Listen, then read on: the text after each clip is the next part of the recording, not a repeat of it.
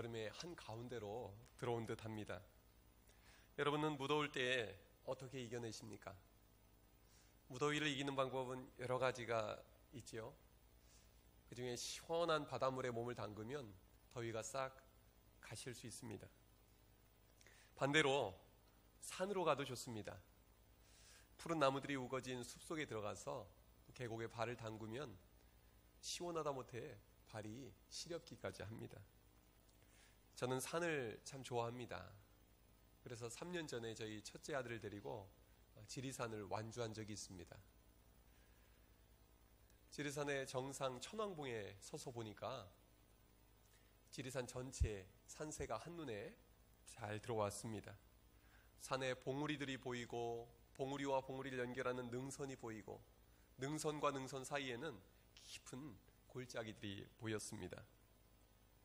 산은 높을수록 골짜기가 깊습니다. 당연한 이야기이겠죠? 그런데 그 골짜기는 어떻게 만들어진 것일까요? 오랜 세월 물이 흐르면서 땅을 깎아내고 바위를 깎아내서 깊은 골짜기를 만들어낸 것입니다. 그러고 보면 골짜기는 산의 패인 상처와 같다 하는 생각이 들었습니다. 왜냐하면 깎아내고 패인 것이니까요. 골짜기는 산에만 있는 것이 아닙니다. 우리 인생에도 골짜기가 있습니다. 내가 원하는 것은 아니었지만 갑자기 찾아온 인생의 어려움들로 인해서 우리의 삶에는 없던 골짜기가 생기곤 합니다. 어떤 골짜기는 자식 때문에 생깁니다.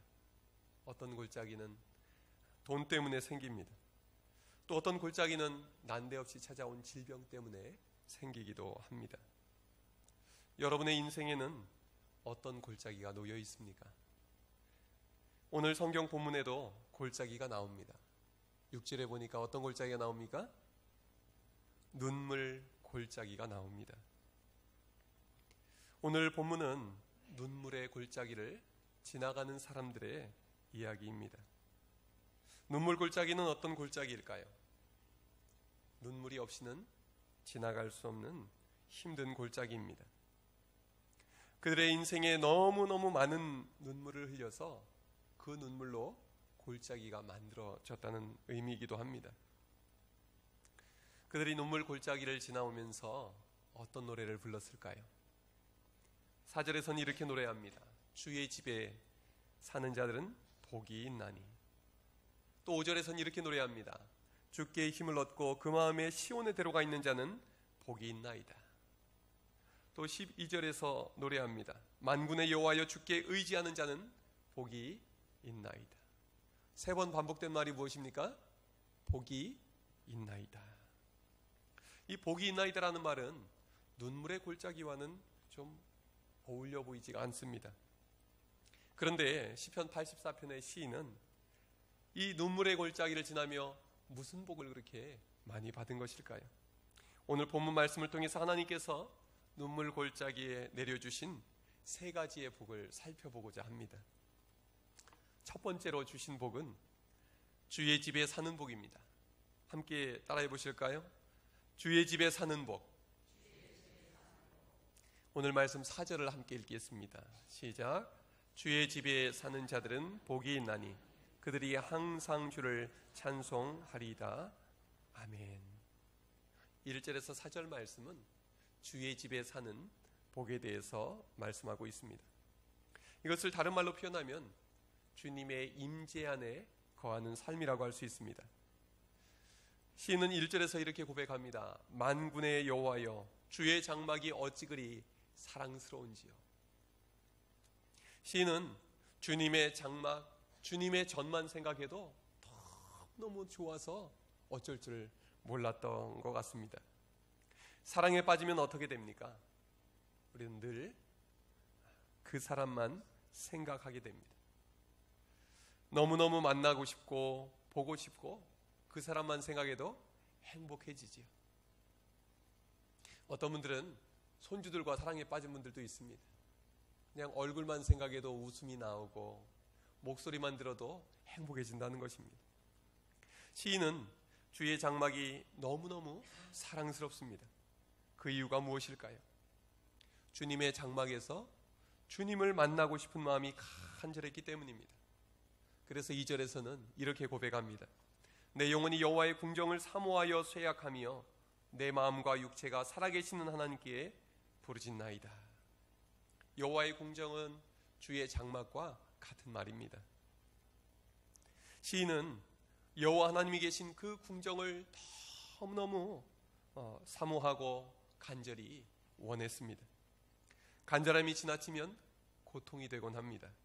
시인은 살아계신 하나님을 만나 뵙고 싶은 마음이 너무나 간절해서 하나님께, 살아계신 하나님께 부르짖고 있습니다. 그의 마음에는 항상 하나님 곁에 머물고 싶은 마음이 있었습니다. 그것은 그의 열망이었습니다. 그러다 보니 이 시인에게 가장 부러운 대상들이 있었습니다.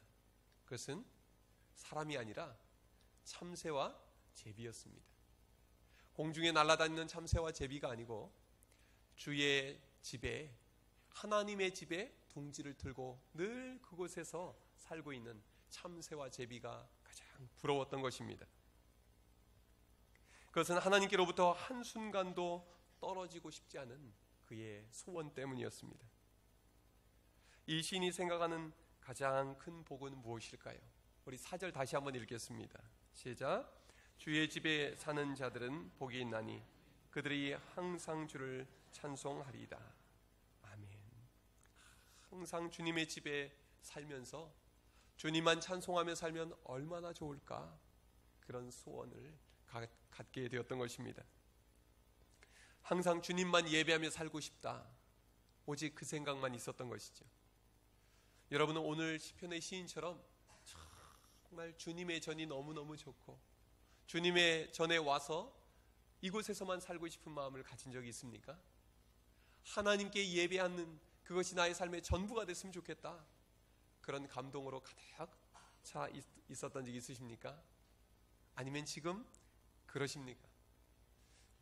저의 삶에 있어서 예배에 대한 가장 절박한 마음을 가졌던 것은 군대 가서입니다. 저는 어려서부터 믿는 집에서 태어났습니다. 그래서 주일이면 반드시 교회를 가야 했습니다. 교회를 가지 않으면 야단을 맞든지 난리가 났습니다. 그래서 저는 어려서부터 제가 선택해서 교회를 다닌 것이 아니기 때문에 교회 다니기 싫었을 때가 종종 있었습니다. 그러나 교회 안 가면 또 부모님이 가만히 계시지 않으니까 교회를 억지로 다니기도 했지요. 저는 중고등학교 때 사춘기를 지나면서 결심했습니다. 내가 대학에 가면 이제 내 마음대로 하겠다. 이 기독교는 하나님을 믿지만 그것은 내가 선택한 것이 아니니까 나중에 내가 대학교 가서 절에도 가보고 이 종교 저 종교 다 경험해보고 내가 선택하겠다. 그런 마음을 먹었습니다. 그리고 대학교 1학년 때 실제로 입학한 뒤에 교회를 안 나갔습니다. 뭐 다른 종교를 찾아다닌 것은 아닌데 도서관에도 가고 학교도 가고 그냥 저 혼자 제 마음대로 지냈습니다. 그러다가 대학교 2학년을 마치고 저는 군대에 입대했습니다. 처음 집을 떠나서 아무도 없는 낯선 곳에 제가 들어가 살게 된 것입니다. 훈련도 고되고 너무나 외롭고 또 처음 해보는 훈련에 힘들기도 했습니다. 그런데 그 군대에서 정말 간절하게 생각하는 한 가지가 있었습니다. 무엇이었을까요? 교회 가고 싶다. 군대에 있는 교회에 한번 가보고 싶은 마음이 그제서야 들었던 것입니다. 주일이 되어서 처음 훈련소에서 교회를 갔습니다. 군대 안에 있는 교회에 발걸음을 들여놓는 순간 눈물이 왈칵 쏟아졌습니다. 주님이 저를 마치 안아주시는 것처럼 제 마음에 감동이 밀려왔습니다. 그리고 찬송 부르면서 울고 기도하면서 울고 말씀 들으면서 울고 내내 울다가 나왔습니다. 그리고 한 주 동안 훈련을 받으면서 오직 한 가지 생각뿐이었습니다. 무엇이었을까요? 빨리 주일 되면 좋겠다. 교회 가서 예배드리면 너무너무 좋겠다. 그렇게 해서 저는 훈련소 생활을 마쳤습니다. 자대 배치해 받아 갔는데 저희 군대 막사에서 또 연병장에서 보면 바로 앞에 군대 교회가 가까이 보였습니다. 늘 그 교회를 바라보면서 얼른 주일이 돼서 예배드리러 가면 참 좋겠다, 그런 생각을 했습니다. 그러면서 저 교회에서 근무하는 군종병들은 얼마나 좋을까, 마치 주의 재단에 살고 있는 참새와 제비를 부러워하는 이 시인처럼 저는 군종병들을 너무너무 부러워했습니다. 저는 군종병이 되진 않았지만, 그곳에 머무는 군종병이 되진 않았지만, 평소에 소대에서 생활하다가 주일이면 그 소대원들을 데리고 군대에 교회 가는 중대군종의 역할을 하게 되었습니다. 군대에서 제가 얻은 가장 중요한 한 가지가 있다면 그것은 예배에 대한 절박한 마음입니다. 하나님에 대한 간절한 마음입니다.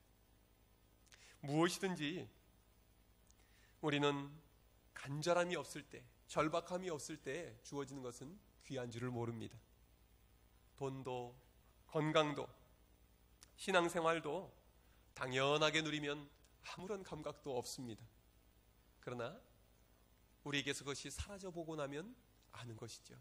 이것이 얼마나 소중한 것인지, 얼마나 귀한 것인지, 하나님이 나에게 선물해 주신 얼마나 좋은 것인지를 그제서야 우리는 온 몸으로, 온 마음으로 느끼게 되는 것입니다. 탕자가 그러지 않았습니까? 탕자는 아버지와 함께 살 때는 너무나 싫었습니다. 그것을 떠나고 싶었습니다. 벗어나고 싶었던 것이죠. 그러나 아버지 곁을 떠나서 모든 것을 다 잃고 나서 그는 알게 됐습니다. 아버지 곁에서 함께 사는 것이 나에게 가장 큰 복이었구나. 나를 아무런 조건도 없이 사랑해 주셨던 우리 아버지와 함께 하는 것만이 나에게 가장 행복한 길이었구나. 그는 다시 아버지께로 돌아옵니다. 그리고 그것이 자기의 삶의 가장 큰 선물이요 행복이었음을 다시 되찾게 되었던 것입니다. 오늘 본문에서 하나님은 눈물의 골짜기를 지나는 이들에게 복을 내려주십니다. 그것은 하나님의 임재 안에 머물고자 하는 갈망입니다. 하나님의 집에 거하고 싶은 그 마음을 하나님께서는 이들에게 선물로 주셨던 것입니다. 여러분의 일생에 하나님과 항상 동행하고 주님의 몸된 교회를 사랑하는 마음이 가득하시기를 주님의 이름으로 축원합니다. 눈물 골짜기를 지난 이들에게 하나님이 주시는 두 번째의 복은 무엇일까요? 함께 따라해 보시겠습니다. 시온의 대로의 복. 우리 5절 함께 읽겠습니다. 주께 힘을 얻고 그 마음에 시온의 대로가 있는 자는 복이 있나이다. 아멘. 시온의 대로라고 할 때 시온은 하나님의 성전이 있는 예루살렘 성을 말합니다. 대로는요, 말 그대로 큰 길입니다. 지금으로 말하면 고속도로입니다. 구불구불한 돌짝발 오솔길을 말하는 것이 아닙니다. 거침없이 달릴 수 있는 큰 길을 말하는 것입니다. 우리 여수 시내만 봐도 시내도로와 또 고속도로는 다르지요. 시내도로는 어떻습니까? 신호등이 많습니다.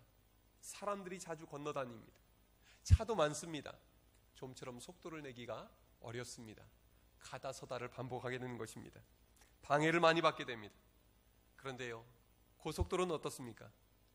신호등이 없습니다. 그것은 일단 올라서면, 명절 같은 때를 빼고는 일단 올라서면 목적지까지 한 번에 달려가 도착할 수가 있습니다. 오늘 본문에서 마음의 시온의 대로가 있는 자는 복이 있나이다 말씀합니다. 여러분, 마음의 시온의 대로가 있다는 말은 무슨 말일까요? 우리 마음에 큰 길이 있어서, 하나님이 계신 성전을 향해서 큰 길이 있어서 아무런 막힘도 없이 내가 하나님 앞에 드리는 기도가 하나님께 직접 전달된다는 것입니다. 반대로 하나님께서 내게 들려주시는 말씀이, 하나님의 응답이 방해받지 아니하고 우리에게 곧바로 전달된다는 것입니다. 이것이 바로 마음에 난 시온의 대로입니다. 여러분의 마음에도 시온의 대로가 열리기를 원하십니까? 그대로 될 줄 믿습니다. 그런데 마음의 시온의 대로는 어떻게 열리게 되는 것일까요? 6절 말씀에 그 열쇠가 있습니다. 우리 함께 6절 읽겠습니다. 시작. 그들이 눈물 골짜기로 지나갈 때에 그곳에 많은 샘이 있을 것이며 이른 비가 복을 채워 주나이다. 아멘. 6절에는 시온의 대로와 전혀 어울리지 않는 말, 반대말 같은 단어가 나옵니다. 무엇입니까? 눈물 골짜기라는 말이 나옵니다. 눈물은 말 그대로 눈에서 흐르는 눈물을 말합니다. 그런데 골짜기는 히브리 말로 에메크라고 합니다. 골짜기는 산과 산 사이에 깊이 패인 그 골짜기를 말하는 것입니다. 성서학자들 사이에서는 눈물 골짜기가 어디냐에 대해서 다양한 해석이 있습니다. 그러나 실제로 그 장소가 어디냐는 중요하지 않습니다. 정말 중요한 사실은 지금 예루살렘을 향하여 하나님의 전을 향하여 나아가는 이들이 눈물의 골짜기를 지나고 있다는 사실입니다. 그 골짜기는 너무너무 고통스러운 골짜기입니다. 어제 제가 말씀을 준비하면서 이스라엘 성지를 순례하며 방송하는 동영상을 하나 보게 됐습니다. 여리고에서 예루살렘 성까지 올라가는 그 길이 예수님도 주로 다니셨을 거라 추정되는 길입니다. 그런데 그곳을 지나다 보면 아둠밈이라는 골짜기가 있습니다. 그 골짜기는요, 바위로 된 산입니다. 그래서 그 골짜기로 바위가 양옆으로 보입니다. 이 골짜기는 무엇을 뚫고 만들어진 골짜기입니까? 바위를 뚫고 만들어진 골짜기입니다. 그 바위 덩어리가 골짜기가 되기까지 얼마나 오랜 세월이 걸렸을까요? 아마 이 골짜기를 지나면서 노래한 것 아닐까 생각이 듭니다. 너무나도 오랜 세월 눈물을 많이 흘려서 그것이 마음의 깊은 골짜기를 이루는 것입니다. 우리 인생에 지울 수 없는, 메울 수 없는 깊은 골짜기를 만드는 일들이 우리에게도 종종 일어나곤 하는 것입니다. 그런데 여러분, 하나님은 하나님의 전을 향하여서 흘린 눈물을 헛되게 하지 않으셨습니다. 그들이 눈물 골짜기로 지나갈 때에 그곳에 많은 샘이 있을 것이라고 말씀하십니다. 눈물이 떨어진 자리마다 샘이 터져나오게 하시겠다 말씀하십니다. 만약에 땅이 반응하지 아니하면 하나님은 하늘문을 여시고 이른 비를 내려서 우리의 눈물을 닦아주시겠다 말씀하십니다. 다시 말해서 이 마음에 난 시온의 대로는 눈물로 만든 대로입니다. 요즘 고속도로는 아스팔트로 만들죠? 시멘트로 만들기도 합니다. 그러나 마음에 난 시온의 대로는 무엇으로 만듭니까? 기도의 눈물로 만드는 줄로 믿으시길 바랍니다. 한국 최초의 중국 선교사님이셨고 한국 교회 역사의 산 증인이셨던 방지일 목사님이 계십니다. 그 목사님이 이미 고인이 되셨지만 100세 때에 책을 한 권 내셨습니다. 그 제목이 나의 눈물을 주의 병에 담으소서라는 책입니다. 그분은 기도의 최고봉은 눈물의 기도라 강조하셨던 분입니다. 그분의 책에 있는 내용을 한 대목 읽어드리겠습니다. 눈물은 내게 위로가 되기도 하고 힘이 되기도 한다. 무지개를 보여주기도 하고 살게도 한다. 눈물의 사람이 되어 강팍한 것이 다가오지 못하게 됨도 느꼈다. 눈물의 사람이 되게 하소서. 이는 주님이 오시는 날까지 내 기도의 한 제목이다. 눈물은 억지로 흘리지 못한다. 그런 면에서 눈물을 흘리는 것도 은사라고 할 것이다. 눈물의 사람이 되게 해달라는 것은 비관론자가 되게 해달라는 말이 아니라 눈물의 사람이 되어 하나님을 가까이 모시게 해달라는 말이다. 눈물의 사람이 된다는 것은 하나님을 가까이 하는 지름길인 것이다. 눈물은 하나님과 우리를 가까워지게 만듭니다. 눈물의 기도는 하나님과 우리 사이에 막힌 것을 다 뚫어줍니다. 그래서 우리 마음에 시온의 대로를 열어주는 것입니다. 여러분들 중에도 눈물 흘리는 분들이 계시죠. 눈물로 기도하는 분들이 계십니다. 그 문제 때문에 눈물을 흘리는 것들은 나에게 아픔이 되는 문제들이지만 하나님께서 그 문제를 통해서 하나님께 눈물의 기도를 드리게 하시고 그 눈물의 기도를 통해서 우리 안에 시온의 대로를 열어주실 줄로 믿으시기를 바랍니다. 하나님께 기도하면 힘을 얻고 더 얻게 되리라. 그렇게 오늘 본문에서 약속하십니다. 그 눈물이 하나님을 볼 수 있도록 눈을 열어주는 것입니다. 우리는 8절의 말씀처럼 기도해야 할 것입니다. 만군의 하나님 여호와여, 내 기도를 들으소서. 야곱의 하나님이여, 귀를 기울이소서. 하나님 들어주십시오. 하나님 귀를 열어주십시오. 하나님 앞에 눈물로 부르짖어 기도할 때 우리 인생의 대로가 열리게 될 줄로 믿습니다. 우리 영혼의 기도의 대로가 열릴 줄로 믿습니다. 우리가 기도할 때 하나님은 들으십니다. 우리가 기도할 때 눈물의 골짜기는 시온의 대로로 바뀝니다. 고난이 많은 만큼 응답도 많게 되는 것입니다. 아까 말씀드린 방지일 목사님은 이렇게 말씀하셨습니다. 하나님의 자녀는 기도로 모든 것을 정복할 수 있다. 사탄이 그리스도인에게서 이 무기를 빼앗거나 그것의 사용을 제지하려고 최선을 다하는 것은 이상한 일이 아니다.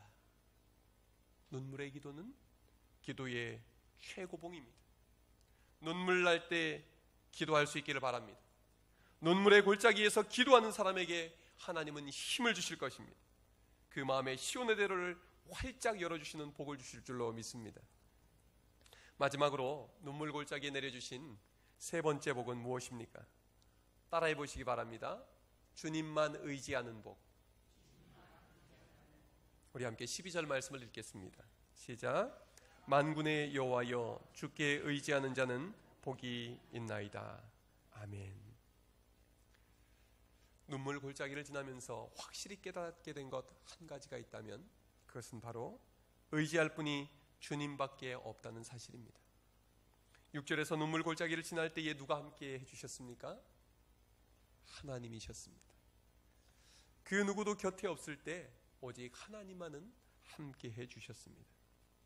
물이 없어 목이 타들어갈 때 누가 물을 내주셨습니까? 하나님이 내주셨습니다.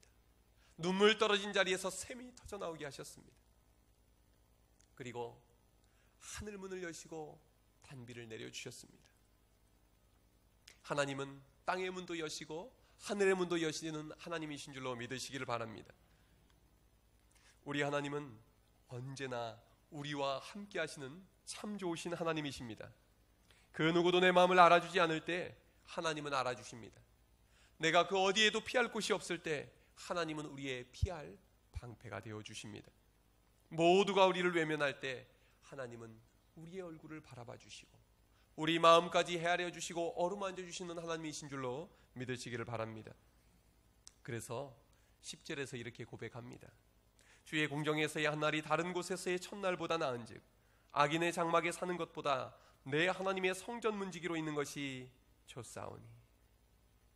악인의 장막에서 호의호식하면서 첫날 동안 즐기는 것보다도 자신은 하나님의 성전의 문지기로 문 앞에 서 있는 것이 더 좋다는 것입니다. 왜 이런 고백을 했을까요? 이 고백에는 사연이 있습니다. 그 단서가 오늘 성경의 표제어에 들어있습니다. 시편 84편의 시작 부분의 제목이 뭐라고 붙어 있습니까?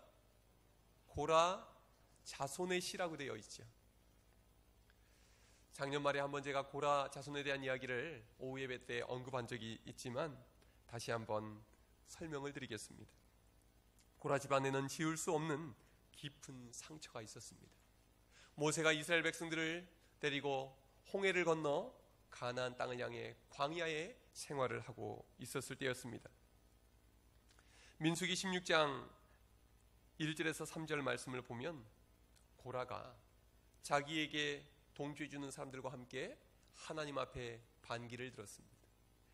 하나님께서 세우신 모세와 아론에게 반기를 들었던 것입니다. 하나님께서는 그 모습을 기뻐하지 않으셨습니다. 그래서 그들을 다 한자리에 모으게 하시고 땅이 입을 벌려 그들을 삼키게 하셨습니다. 그때 고라뿐만 아니라 고라의 가족들도 함께 땅속으로 다 들어가서 매장되어 버렸습니다.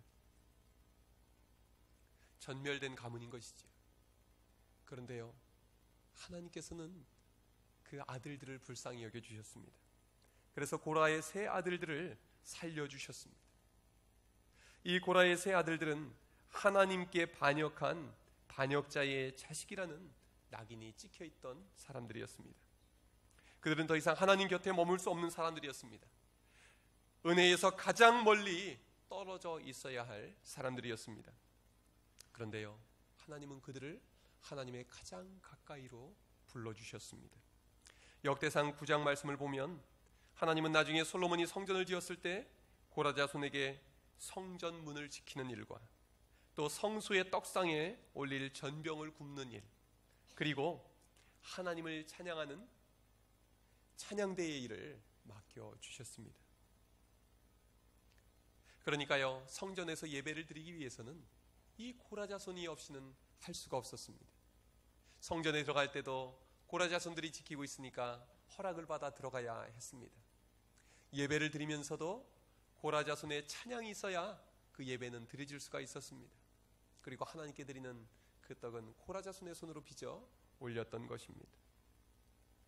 마치 약방의 감초처럼 성전에서 절대로 빠지면 안 되는 사람들, 그들이 은혜의 중심에 살아가는 집안 사람들이 되었던 것입니다.